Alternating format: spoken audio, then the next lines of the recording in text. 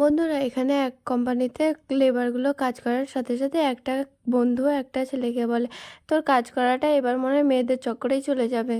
ওই কোম্পানির ম্যানেজারকে এই ছেলেটি পছন্দ করে, আর মেয়েটি চলে আসে আর কাজগুলিকে ভেরিফাই করতে চলে আসে। আর ছেলেটি চুপি চুপি করে ছেলেটি মেয়েটির ছবি তুলতে গেছে, তখনই মেয়েটি দেখতে পেলে ছেলেটিকে জিজ্ঞাসা করে, এসব তুমি কি করছো? ছেলেটি তখন বলে, আসলে কোম্পানির সবকিছু ছবি তুলছি, সবকিছু নোট করে রাখতে হবে না।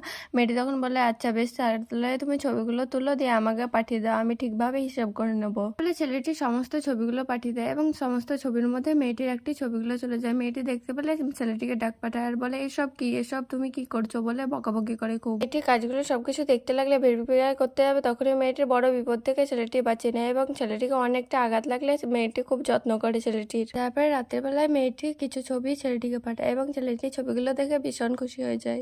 এভাবে তারা যখন সময় কাটছিল তখনই একটি ছেলে ওই সব ভিডিও করে বসকে পাঠিয়ে দেয় এবং বস সাথে সাথে এলে বস বলে, তোমরা যদি এসব করতে থাকো তাহলে আরো লেবারগুলি কি করবে? তাহলে তোমাকে একটা উপায় বের করতে হবে, হয় কাজ ছাড়তে হবে নাই ছেলেটিকে ছাড়তে হবে।